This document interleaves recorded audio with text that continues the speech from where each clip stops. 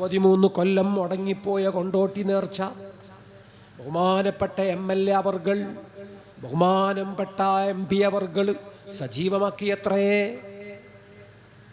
ആണോ അല്ലേന്ന് എനിക്കറിയില്ല. അവർ പറയുന്നു ഞെട്ടുകാലി മമ്മൂഞ്ഞിമാര് ഇത് ഞമ്മളാണ്. ആയിക്കോട്ടെ.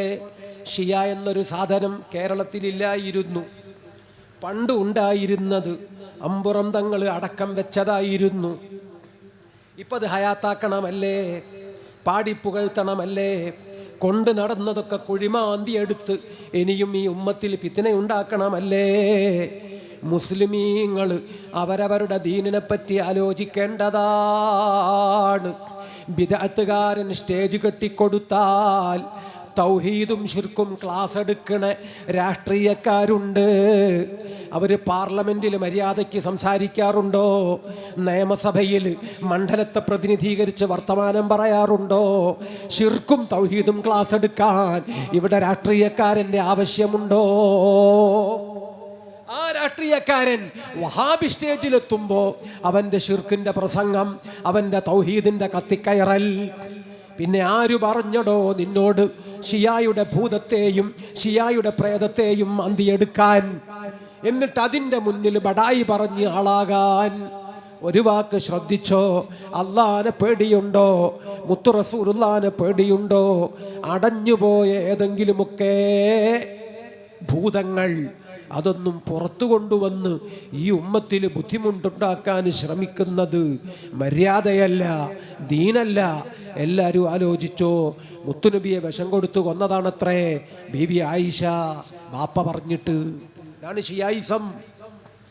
മുത്തുനബിയെ വിഷം കൊടുത്തു കൊന്നതാണ് ഭാര്യ ഹഫ്സ, ബാപ്പ ഉമർ ഇബ്നുൽ ഖത്താബ് പറഞ്ഞിട്ട്. ഇതാണ് ഷിയായിസം. ഉസ്മാൻ ഇബ്നു അഫ്ഫാൻ ഒരു മോളെ കൊന്നു. എന്നിട്ടും മുത്തുനബിക്ക് പേടി, ഉസ്മാനെ രണ്ടാമത്തെ മോളെയും കെട്ടിച്ചു കൊടുത്തു. ഇതാണ് ഷിയായിസം. തങ്ങന്മാര് തൊപ്പി കണ്ട് തോന്നിയാസം ചെയ്യരുത്, അള്ളാന്റെ ദീനിനെ കളിയാക്കരുത്, മദീനായിൽ ഉറങ്ങുന്ന വെല്ലിപ്പാനെ മറന്നുപോകരുത്. സകല ബിദ്അത്തുകാരനും മൂത്രമൊഴിച്ച് വളമിട്ട് കൊടുക്കലല്ല അഹ്ലുബൈത്തിന്റെ ജോലി. അവര് മനസ്സിലാക്കണം, അഹിബ്ബൂന മഹബ്ബത്തൽ ഇസ്ലാം ലാ തഅബുദൂന ഇബാദത്തൽ അസ്നാം. വിഗ്രഹമല്ലടോ ദീന്, അള്ളാഹുവിൻ്റെ ദീനും തൗഹീദുമാണ് ഇസ്ലാം. അതുള്ളപ്പോഴേ ആ കുടുംബത്തിന് മഹത്വമുള്ളൂ. ഇത് പഠിപ്പിച്ചയാൾ അന്ന് ആ തങ്ങളെ ലോകത്ത് ജീവിച്ചിരിപ്പുള്ളൂ. സയ്യിദുന അലി സൈനുൽ ആബിദീൻ, എല്ലാവരുടെയും കാരണവർ, ബഹുമാനപ്പെട്ടവരെ ബറക്കത്ത് കൊണ്ട് കൂലി കിട്ടുന്ന മഹബ്ബത്ത്, പരലോകത്ത് ശഫാഅത്ത് കിട്ടുന്ന മഹബ്ബത്ത്. അള്ളാഹുവിൻ്റെ ഹബീബ് സ്വല്ലല്ലാഹു അലൈഹി വസല്ലം ഉമ്മത്തി എന്നും പറഞ്ഞ് കരയുമ്പോൾ പടച്ചവൻ ശഫാഅത്ത് അങ്ങ് പാസാക്കി. എല്ലാ മക്കളും അവിടുത്തെ മുന്നിലെത്തിപ്പോയി. അവരിഷ്ടമുള്ള സ്നേഹജനങ്ങളെ മുഴുവനും നരകത്തുനിന്ന് സലാമത്താക്കിപ്പോയി. ആ നല്ല മഹബ്ബത്തിൻ്റെ കോളങ്ങൾ പൂരിപ്പിച്ച് ആ നല്ല മഹബ്ബത്തിൻ്റെ പട്ടികയിൽ ഉൾപ്പെടാൻ നമുക്കെല്ലാവർക്കും അല്ലാഹു തൗഫീഖ് നൽകുമാറാകട്ടെ. നല്ല കൊളസ്ട്രോളും ഉണ്ട്, മോശം കൊളസ്ട്രോളും ഉണ്ട്. നല്ലത് മനസ്സിലാക്കി നല്ലതിനൊപ്പം നിന്നാൽ മഹബ്ബത്തിനതിന് വലിയ പുണ്യമുണ്ട്. അതുമാത്രമാണ് ഞാൻ ഈ സദസ്സിൽ ഓർമ്മിപ്പിച്ചത്. കൂടുതൽ സംസാരിക്കുന്നില്ല. ബഹുമാനപ്പെട്ട ഹബീബ് സയ്യിദുനാ റസൂലുള്ളാഹി സ്വല്ലല്ലാഹു അലൈഹി വസല്ലം ആ അഹ്ലു ബൈത്തിനെ പറ്റി പഠിപ്പിച്ചു. ബിഹിം തുംതറൂൻ. അവരുള്ളപ്പോൾ, അവർ ദുആ ചെയ്താൽ, അവർ കൈ ഉയർത്തിയാൽ ആ കൈകളെ പടച്ചവൻ പാഴാക്കില്ല, ആ കൈകളെ പടച്ചവൻ തട്ടിക്കളയില്ല. തുംതറൂൻ, മഴ കിട്ടിപ്പോയി. തുർസഖൂൻ, നാട്ടിലെ പട്ടിണി അല്ലാഹു മാറ്റി തന്നുപോയി. തുൻസറൂൻ, നാനാഭാഗത്തും നിങ്ങളെ തിന്ന് തീർക്കാൻ ആർത്തി പണ്ടാരങ്ങൾ തീന്മേശയിൽ കൈ നീട്ടി ചാടി വരുന്നത് പോലെ നിങ്ങളെ തിന്നു തീർക്കാൻ പലരും വരുമ്പോൾ അഹ്ലുബൈത്തിൻ്റെ സംരക്ഷണം. സുബ്ഹാനല്ലാഹ്. അല്ലാഹുവിൻ്റെ ശരിയായ ദീൻ അതനുസരിച്ച് മുന്നോട്ട് പോകുമ്പോൾ അഹ്ലുബൈത്തിൽ എല്ലാ ഗുണങ്ങളും എല്ലാ പുണ്യങ്ങളും പടച്ച തമ്പുരാൻ നമ്മുടെ മഹത്തുക്കളായ സാദത്തുക്കളുടെ കൈകളിൽ നമുക്കുള്ള എല്ലാ നിക്ഷേപങ്ങളും അള്ളാഹു കാണിച്ചു തരുമാറാകട്ടെ. അവരെ ബർക്കത്ത് കൊണ്ട് റബ്ബ് സുബ്ഹാനഹു വ തആല നമ്മളെല്ലാവരെയും രക്ഷപ്പെടുത്തി തരട്ടെ. ലാഹോറിൽ അന്ത്യവിശ്രമം കൊള്ളുന്ന സാക്ഷാൽ അബുൽ അല മൗദൂദി കുടുംബം ആ കുടുംബമാണെന്ന് പറയുന്നു. അയേക്കാം ആ വ്യക്തിയെ നമ്മൾ കുറ്റപ്പെടുത്താനില്ല. ആ വരികൾ, ആ വാചകങ്ങൾ, ആ പുസ്തകങ്ങൾ, ആ സംഘടന, അതുണ്ടാക്കിയ മുസീബത്ത് എത്ര വലുതാണ് മുസ്ലിം ലോകത്ത്. ആലോചിച്ച് നോക്കൂ. ബോംബെയിൽ ഒരു ആ പെണ്ണുങ്ങൾ വല്ലാതെ ടെന്നീസൊക്കെ കളിക്കണ പെണ്ണുങ്ങളാണ്. ആ പെണ്ണുങ്ങൾ ഉംറക്കൊക്കെ പോയിരുന്നു. അപ്പോൾ ചില ഫോട്ടോകൾ പലരും കണ്ടു. ആ പെണ്ണുങ്ങളുടെ പേര് സാനിയ മിർസ എന്നാണ്. അവർ ഉംറക്കൊക്കെ പോകുന്ന പെണ്ണുങ്ങളാണ്. കുടുംബബന്ധം സയ്യിദുമാരാണത്രേ. അല്ലാഹു അലം ആയിരിക്കാം. സാനിയ മിർസ ടെന്നീസിൻ്റെ ഗ്രൗണ്ടിൽ ചാടുന്നു. ആ ചാട്ടം മാതൃഭൂമി അടിയെന്നാണ് ഫോട്ടോ എടുക്കൽ. സുബ്ഹാനല്ലാഹ്. വ്യക്തിയെ കുറ്റം പറയാൻ നമ്മളില്ല. പക്ഷെ ഈ ചാട്ടം മുസ്ലിം പെണ്ണുങ്ങൾക്ക് പറ്റൂല. ആരോഗ്യമുള്ളവരാരും അത്തരമൊരു ചാട്ടത്തെ പ്രോത്സാഹിപ്പിക്കില്ല. ഇസ്ലാമിക സമൂഹം സ്ത്രീകൾക്ക് പഠിപ്പിച്ചത് അച്ചടക്കമാണ്, ആഭാസമല്ല. ആരോഗ്യമാണ്, അതിരുവിട്ട തുള്ളിക്കളിയല്ല. ഇത് പറയാൻ ഏതു കാലത്തും ആലിമിന് നാക്കു പൊന്തണം. ഇത് പറയാൻ ഏതു കാലത്തും വിശ്വാസി മുന്നോട്ട് വരണം. ലാഹോറിൽ അന്തിയുറങ്ങുന്ന സാക്ഷാൽ മൗദൂദി ഇസ്ലാമിക സമൂഹത്തിൻ്റെ പ്രതിനിധിയല്ല, ഏതു കുടുംബമായാലും. സാക്ഷാൽ സാനിയ മിർസ അവരൊരു പെണ്ണാണ്. അവർ ഈ രാജ്യത്തിന് ടെന്നീസിൻ്റെ കോർട്ടിൽ, സ്പോർട്സിൻ്റെ ഗ്രൗണ്ടിൽ വലിയ സംഭാവനകൾ നൽകുന്നുണ്ടെന്ന് രാഷ്ട്രത്തിൻ്റെ ശൈലിയിൽ പറയാം. ഒരു ഇസ്ലാമിക പണ്ഡിതന്, ഒരു മുസ്ലിം വിശ്വാസിക്ക് പറയാനുള്ളത് ആ ഭാഷയല്ല. വ്യക്തിയെ കുറ്റം പറയാനില്ലെങ്കിലും ഈ വഴികൾ മാതൃകയാക്കാൻ പാടില്ല. പറയേണ്ടത് പറയണം. അത് പറയാതിരുന്നാൽ അടുത്ത തലമുറ ഇരുട്ടിൽ തപ്പുന്നത് നമ്മളൊക്കെ ഇന്ന് സങ്കടത്തോടെ കണ്ടു നിൽക്കുന്നു. നമ്മളവിടെ മൗനം ഭജിക്കാനില്ല, ഉറക്കെ പറയാനാണ്. ആ സംസാരം മമ്പുറം തങ്ങളുടെ സംസാരമാണ്. കൊണ്ടോട്ടിയിൽ ഷിയാ പ്രചാരണത്തിന് വേണ്ടി ബോംബെയിൽ നിന്നൊരാൾ വന്നപ്പോൾ മമ്പുറം തങ്ങൾ പ്രസംഗിക്കുകയാണ്. മമ്പുറം തങ്ങൾ പുസ്തകമെഴുതുകയാണ്. മമ്പുറം തങ്ങൾ മക്കയിലേക്ക് കത്തെഴുതിയിട്ട് ഉലമാഇൻ്റെ ഫത്വകൾ സംഭരിച്ച് ഈ നാട്ടിലെ മുസ്ലിമീങ്ങൾക്ക് നേതൃത്വം നൽകുകയാണ്. മമ്പുറം തങ്ങൾ പടിയടച്ചു പിണ്ടം വെച്ചതുകൊണ്ട് ആ ദുർഭൂതങ്ങൾ അന്ന് കട്ടൻ ചായ ആ കപ്പിലങ്ങ് ഒതുങ്ങിപ്പോയി. ആ പുകയും പടലവും കേരളത്തിൽ വ്യാപിച്ചില്ലെങ്കിൽ സുബ്ഹാനല്ലാഹ്, മമ്പുറം തങ്ങളുടെ മദദ് വേണോ? ബഹുമാനപ്പെട്ട വരക്കൽ തങ്ങളുടെ മദദ് വേണോ? മുഹയ്യിദ്ദീൻ അബ്ദുൽ ഖാദർ ജീലാനി എന്ന വലിയ സയ്യിദിൻ്റെ മദദ് വേണോ? നമ്മൾ ആ വഴിയിൽ തന്നെ അടിയുറച്ചു നിൽക്കണം. ഫഅലൽ മുഅ്മിനി ഇത്തിബാഉ അഹ്ലിസ് സുന്ന വൽ ജമാഅ വഅല്ലാ യുകാഫിർ അഹ്ലൽ ബിദ്അ വദ്ദലാല.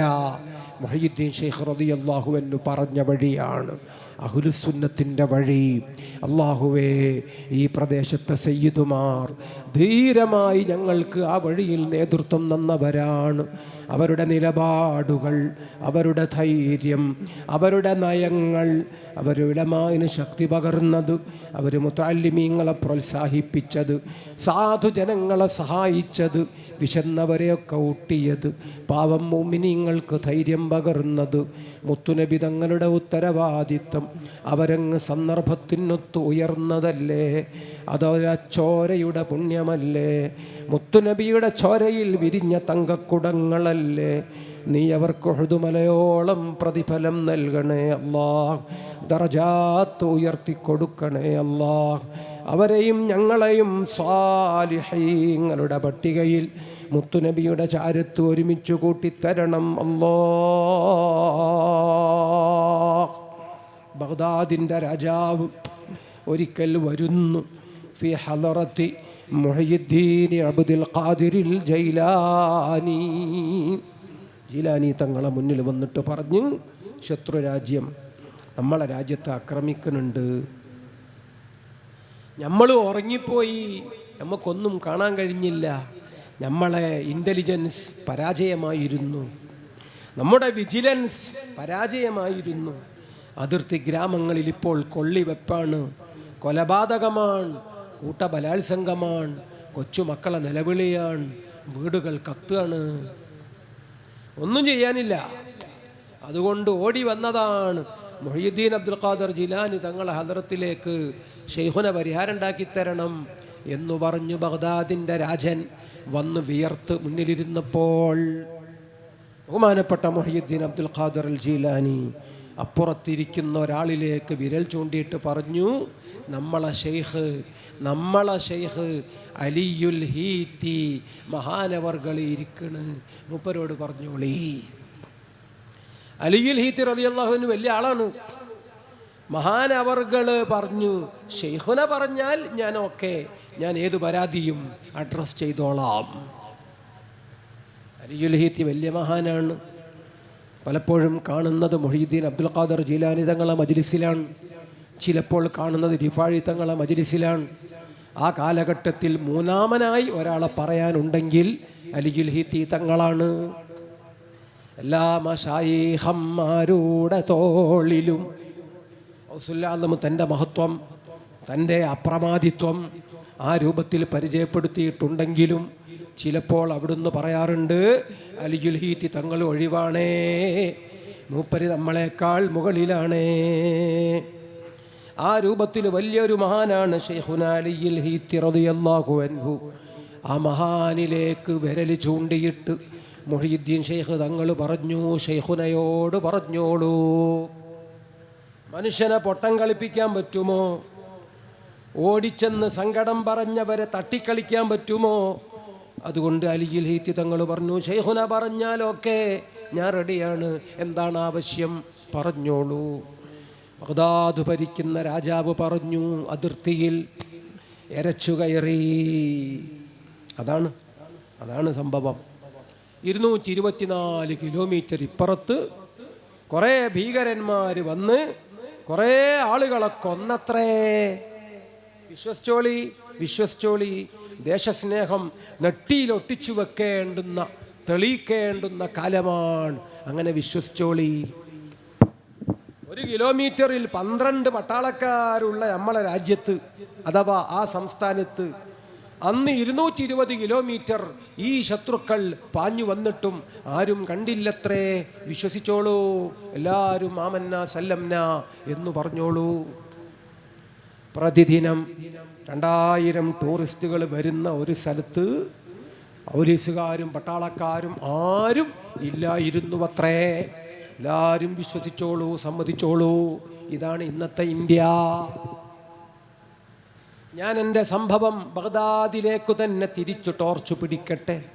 ബഹുമാനപ്പെട്ട മുഹയ്യിദ്ദീൻ അബ്ദുൽ ഖാദിർ ജീലാനി തങ്ങളെ മുന്നിൽ വന്നിട്ട് അക്കാലഘട്ടത്തിലെ നാടുവാഴി പറയുന്നു, അതിർത്തിയിൽ ബഹളമാണ്, ശത്രുരാജ്യം പറ്റിച്ചതാണ്, നമ്മളെ വിജിലൻസ് പരാജയമാണ്, നമ്മളുടെ ഇൻ്റലിജൻസ് അവർ കഴിവുകെട്ട കോമാളികളാണ്, ഇപ്പോഴായിട്ട് എനിക്കൊന്നും ചെയ്യാനില്ല, വല്ല പരിഹാരവും ഉണ്ടെങ്കിൽ ഷെയ്ഖുന രണ്ടാളും ചെയ്തു തരണം. മഹാനായ അലിയുൽ ഹീത്തി തങ്ങൾ പറഞ്ഞു, നല്ല ധൈര്യമുള്ള ചങ്കൂറ്റമുള്ള 3 സൈനികരെ തരൂ. നല്ല ആരോഗ്യം ധൈര്യമുള്ള 3 പേര് വന്നപ്പോൾ പറഞ്ഞു അലിയുൽ ഹീത്തി തങ്ങൾ, അതിർത്തി ഗ്രാമങ്ങളിലേക്ക് പെട്ടെന്ന് പോകണം, അവിടെ കൊല്ലും കൊലയും ബഹളവും കുഴപ്പവും ഒക്കെ കാണും, കാര്യമാക്കണ്ട.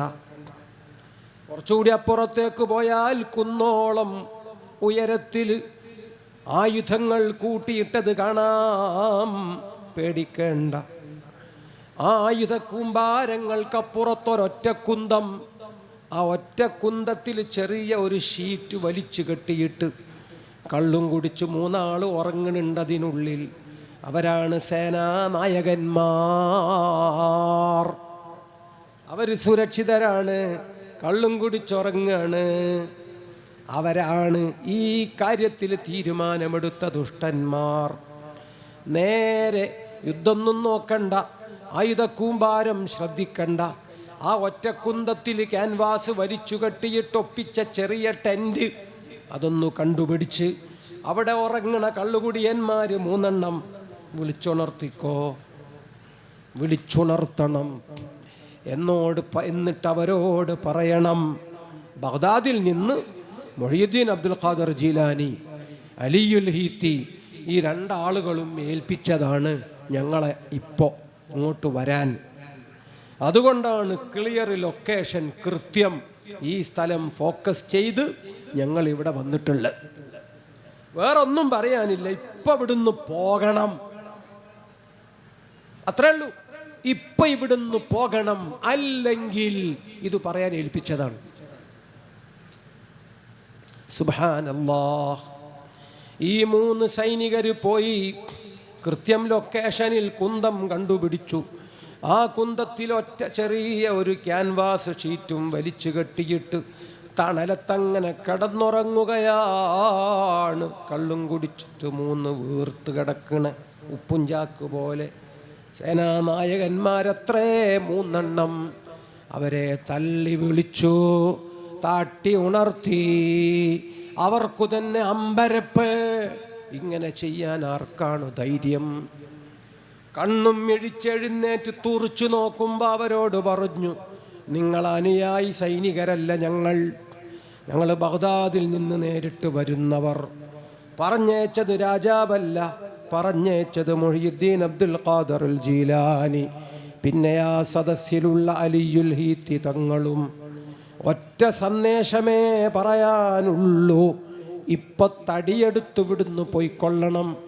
സകല സന്നാഹങ്ങളെയും തിരിച്ചെടുത്തു കൊണ്ടുപോയിക്കൊള്ളണം. ഇപ്പൊ തീരുമാനം പറയണം, ഇല്ലെങ്കിൽ അത്രേ ഞങ്ങളോട് പറഞ്ഞിട്ടുള്ളൂ. ഈ 3 എണ്ണത്തെയും തട്ടി വിളിച്ച് കാര്യം പറഞ്ഞപ്പോൾ ആ 3 പേരും പകച്ചിങ്ങനെ നോക്കി, കണ്ണുകൊണ്ട് അങ്ങുമിങ്ങും ചോദ്യമെറിഞ്ഞു. പിന്നെ ഈ സൈനികരോട് പറഞ്ഞു, ഞങ്ങൾ പോയിക്കൊള്ളാം. സുബ്ഹാനല്ലാഹ്. ഔലിയാക്കൾ കാവലാണേ, മഹാന്മാർ അഭയകേന്ദ്രങ്ങളാണ്, പരിഹാരം അവരുടെ കൈകളിലാണ്. പടച്ചവനെ, ഇത് കട്ടകാലമാണ്. ഈ കെട്ടുകാഴ്ചകൾക്കിടയിൽ ഞങ്ങൾ ഇനി എന്തെല്ലാം കാണണം? അല്ലാഹുവേ, ഞങ്ങൾക്ക് നല്ല കാഴ്ചകൾ കാണിച്ചു തരണേ അല്ലാഹ്, നല്ല വാർത്തകൾ കേൾപ്പിച്ചു തരണേ അല്ലാഹ്. ഉത്തരേന്ത്യയിൽ ബുൾഡോസർ രാജ്. ആരോ കേസ് കൊടുത്താൽ പോലീസ് വന്ന് കേസെടുക്കും. പോലീസ് തിരിച്ചു പോയാൽ ബുൾഡോസർ പാഞ്ഞു വരും. പിന്നെ കോടതിയില്ലല്ലോ, നിയമമില്ലല്ലോ, വക്കീലില്ലല്ലോ, ചോദ്യമില്ലല്ലോ, വിസ്താരമില്ലല്ലോ. സുപ്രീം കോടതി ഇത് പാടില്ലെന്ന് 10 വട്ടം പറഞ്ഞല്ലോ. പടച്ചവനെ, ഭരിക്കുന്നത് ഖാറൂനാണെങ്കിൽ, ഭരിക്കുന്നത് ദജ്ജാലാണെങ്കിൽ, ഇത്തരമൊരു കാലഘട്ടത്തിൽ ഇവിടെ നീതിന്യായത്തിന് വിലയില്ലല്ലോ. അല്ലാഹുവേ, മഹാന്മാരെ കാവൽ തരണേ തമ്പുരാനെ, ഔലിയാക്കളെ കാവൽ തരണേ തമ്പുരാനെ. മദീനത്തുറങ്ങുന്ന മുഹമ്മദുർ റസൂലുള്ളാഹി സ്വല്ലല്ലാഹു അലൈഹി വസല്ലമ തങ്ങളെ കാവൽ തരണേ തമ്പുരാനെ. ഇഹലോകത്ത് സലാമത്തു തരാൻ ഇവർക്കു കഴിയുമല്ലോ. പരലോകത്തെ സലാമത്ത് നമ്മളെ വിഷയങ്ങളിൽ ഇടപെട്ട് ഉറപ്പുവരുത്താൻ നമ്മൾ സഹകരിക്കുമെങ്കിൽ ഈ മഹാന്മാര് മുന്നോട്ട് വരുമല്ലോ. അലിയുൽ ഹീത്തി റളിയല്ലാഹു അൻഹു മറ്റൊരു നേരം ഒരു വീട്ടിലേക്ക് കയറി ചെന്നു. വീട്ടുകാർ വലിയ സന്തോഷത്തോടെ സ്വീകരിച്ചു. മുറ്റം നിറയെ കോഴികളുണ്ട്. മഹാനായ അലിയുൽ ഹീത്തി റളിയല്ലാഹു അൻഹു നല്ല തടിച്ചു കുട്ടപ്പനായ കൊഴുത്തു തടിച്ച ഒരു കോഴിയെ നോക്കിയിട്ട് വീട്ടുകാരോട് പറഞ്ഞു, ഈ കോഴിയെ ഇപ്പം പിടിച്ച് എനിക്ക് അറുത്തു പൊരിച്ചു തരണം.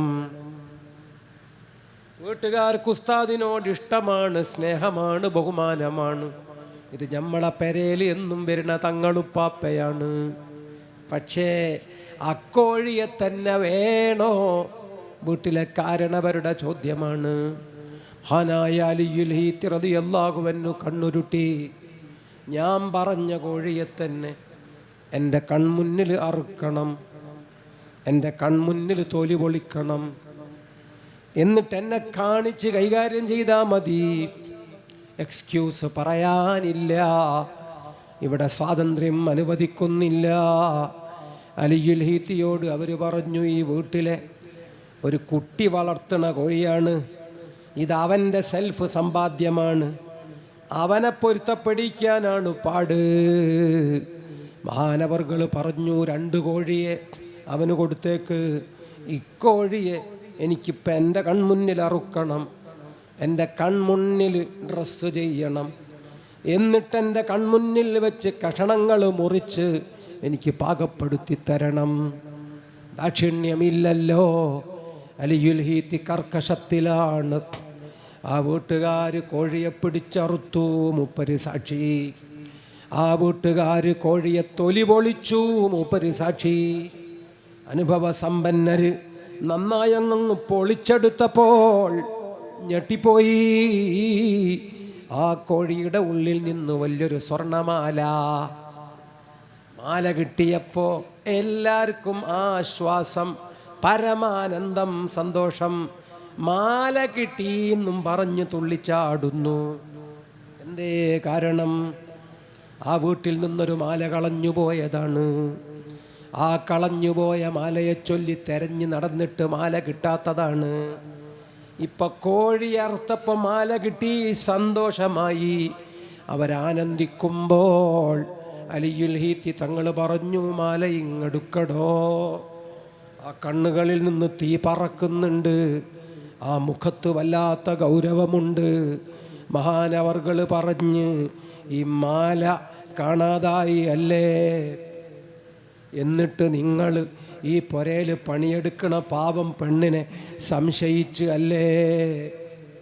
നിങ്ങളെല്ലാവരും കൂടി ആ പെണ്ണിനെ കയ്യും കാലും കൂട്ടിക്കെട്ടി തല്ലി ഒരു പരുവമാക്കി അല്ലേ? ചെയ്യാത്ത കുറ്റം പെണ്ണ് സമ്മതിച്ചില്ല, ഏറ്റുപറഞ്ഞില്ല. അതുകൊണ്ട് അവളെ തുറന്നു വിട്ടില്ല അല്ലേ? കുറച്ച് കഴിഞ്ഞിട്ട് ആ പെണ്ണിനെ ഇനിയും ചോദ്യം ചെയ്യാൻ വേണ്ടി അകത്ത മുറിയിൽ തന്നെ അടച്ചു പൂട്ടിയിട്ടുണ്ട് അല്ലേ? എടാ, ഇനി ആ പെണ്ണിനെ തല്ലിയാൽ ആ പെണ്ണ് ചത്തുപോകും. ആ പെണ്ണ് ചത്തുപോയാൽ ഈ വീട്ടിലെ എല്ലാറ്റിനെയും നരകത്തിൻ്റെ അടിയിൽ നിന്ന് മാന്തണ്ടി വരും. ആലോചിച്ചിട്ട് ദുനിയാവിൻ്റെ അങ്ങേ തലക്കൊന്ന് ഓടി വന്നതാടാ ഞാൻ. എനിക്കിപ്പോൾ നിങ്ങളെ കോഴിയും വേണ്ട, നിങ്ങളെ കറിയും വേണ്ട. അലിയുൽ ഹീത്തി തങ്ങളെ ഗൗരവം പേടിച്ചു പോയി. ആ വീട്ടുകാർ, എടുക്കടാ മാല, ആജ്ഞാപനമാണ്, വിളിക്കടാ പെണ്ണുങ്ങളെ, ബഹുമാനപ്പെട്ടവരുടെ കൽപ്പനയാണ്. അകത്ത മുറിയിൽ നിന്നൊരു പാവം പെണ്ണിനെ കൊണ്ടുവന്നു. ആ പാവം പെണ്ണ് പിന്നെയും പേടിച്ച് കരയാണ്. ബഹുമാനപ്പെട്ടവർ പറഞ്ഞു, കരയണ്ട. ബഹുമാനപ്പെട്ടവർ പറഞ്ഞു, ഞാൻ മാപ്പ് ചോദിക്കാം. ഇത് നമ്മളെ മുഹിബ്ബീങ്ങളാണ്, ഇവർ നമ്മളെ സ്വന്തക്കാരാണ്. വിവരക്കേട് ചെയ്തു പോയത് വിവരം കെട്ടവരായത് കൊണ്ടാണ്. ഞാൻ മാപ്പ് ചോദിക്കുന്നു നിങ്ങളോട്. അവർക്ക് നിങ്ങൾ മാപ്പ് കൊടുക്കണം. വെറുതെ മാപ്പ്, കോപ്പ് എന്നും പറഞ്ഞിട്ടൊന്നും കാര്യമല്ല. നിങ്ങളെ അവർ വേദനിപ്പിച്ചത് വല്ലാത്ത തെറ്റാണ്. അതുകൊണ്ട് കുടുംബക്കാരോട് ചോദിച്ചു, ഈ പൊന്ന് ഞാൻ ഇവർക്ക് കൊടുക്കുകയാണ്, എന്നിട്ട് അവർ നിങ്ങൾക്ക് മാപ്പ് തരണം. ഇല്ലെങ്കിൽ ഇന്നെ നോക്കണ്ട, ഇനി എന്നോട് മിണ്ടയും വേണ്ട, എന്നെ തെരഞ്ഞു വരും വേണ്ട.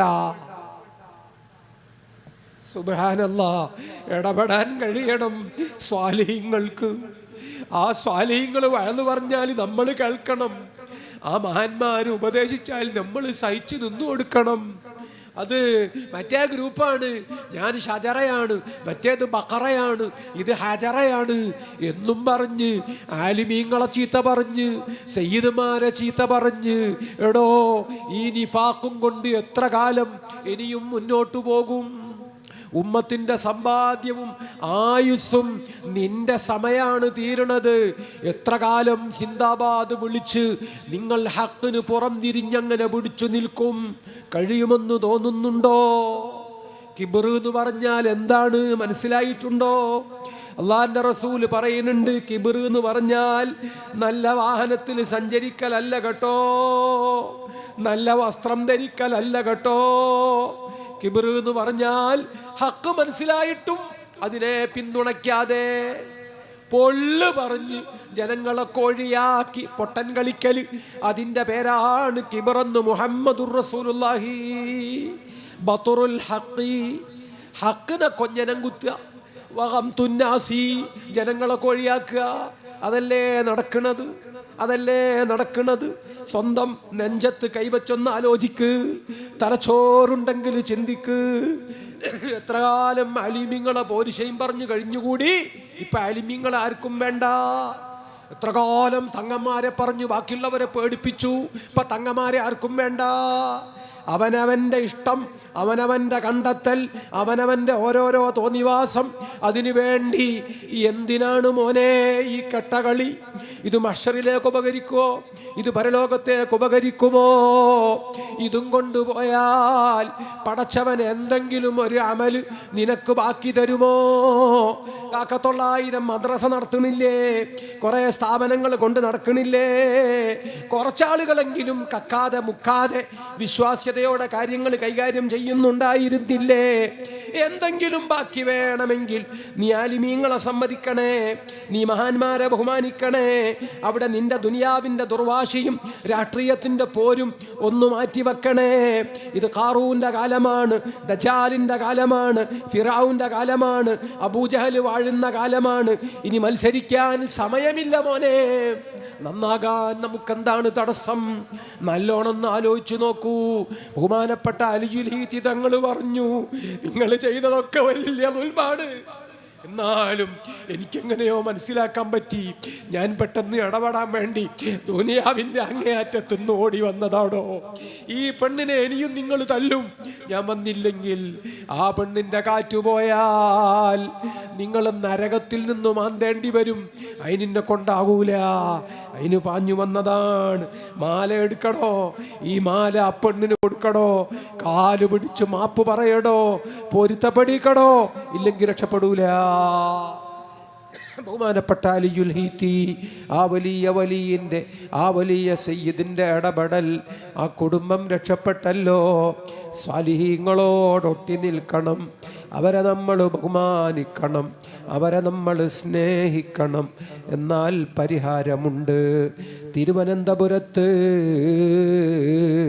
ഒരു വീട്ടിൽ നിന്ന് മാല കാണാതായത്രേ, സ്റ്റേഷനിലേക്ക് വിളിച്ചു പറഞ്ഞത്രേ, വേലക്കാരിയെ സംശയിച്ചത്രേ, പോലീസ് പിടിച്ചു കൊണ്ടുപോയത്രേ, ക്രൂരമായ പെണ്ണിനെ വേദനിപ്പിച്ചത്രേ, മൂത്രമൊഴിക്കാൻ സമ്മതിച്ചില്ലത്രേ, തുള്ളി വെള്ളം കൊടുത്തില്ലത്രേ.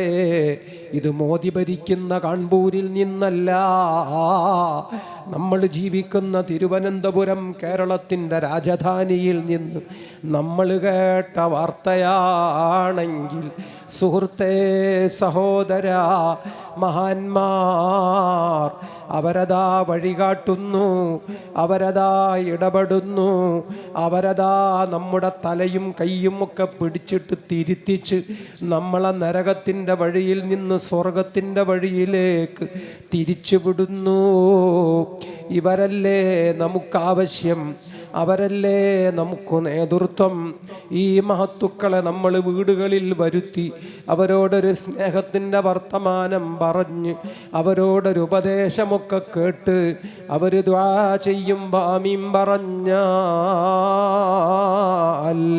അതല്ലേ നമ്മുടെ ജീവിതത്തിൽ അഭയത്തിന് അവശേഷിക്കുന്ന ഒരേ ഒരു വഴി. വലൈസാ ലനാ ഇല്ലാ ഇലൈക ഫിറാറുനാ വഅൈനാ ഫിറാറുന്നാസി ഇല്ലാ ഇലർ റുസുലി. അമ്പിയാക്കളെ വഴിയിലല്ലാതെ, ആ വഴിയിൽ അങ്ങനെ ക്യൂ നിൽക്കുന്ന മക്കളുടെ വഴിയിലല്ലാതെ ഈ ഉമ്മത്ത് പിന്നെ എങ്ങോട്ട് പോകണമെന്ന് വിമർശകരാരെങ്കിലും പറഞ്ഞു തരുമോ? അല്ലാഹു നമ്മളെ നന്നാക്കി തരട്ടെ.